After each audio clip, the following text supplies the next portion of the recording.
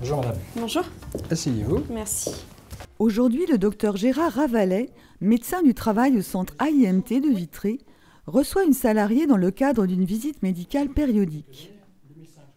Un rendez-vous qui a lieu tous les 2 ans, enfin théoriquement. Ce qui est obligatoire dans le code du travail, les visites d'embauche, les visites de reprise, les visites périodiques sont obligatoires. Malheureusement, du fait du déficit de médecins, on n'arrive pas à assumer l'ensemble des visites périodiques tous les 2 ans. Donc le texte a prévu les entretiens infirmiers, donc c'est légal. C'est légal. Pour faire passer la visite de 2 ans à 3 ans. Mais ceci dit, on est déjà bien au-delà de 3 ans pour un certain nombre de confrères. Moi, je fais les visites périodiques à 3 ans et demi, 4 ans aujourd'hui. Pour assurer le suivi de la santé des salariés dans les meilleures conditions et le plus régulièrement possible, la réforme de la médecine du travail de juillet 2011 a prévu des entretiens infirmiers qui alternent avec la visite médicale traditionnelle.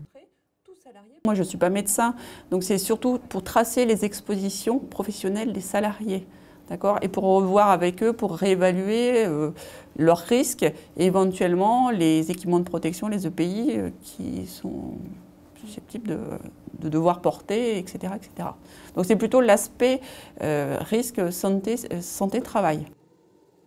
Questionnement du salarié selon un protocole défini par le médecin, contrôle de la vue et de l'ouïe, font partie de ce rendez-vous infirmier qui se conclut par la remise au salarié d'une attestation qui n'est pas un certificat d'aptitude au travail.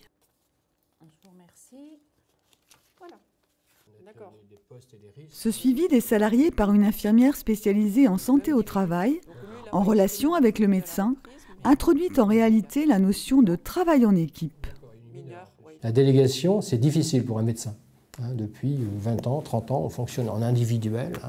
On voit le salarié d'un bout à l'autre et on ne confie pas les secrets du salarié, les expositions du salarié à quelqu'un d'autre.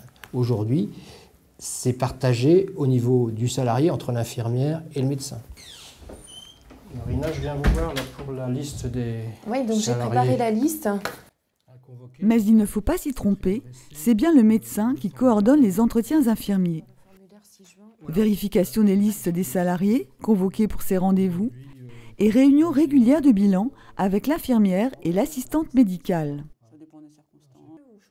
Ces rendez-vous infirmiers peuvent aussi, en fonction des salariés, se poursuivre par une consultation avec le médecin ou une étude de poste dans les entreprises.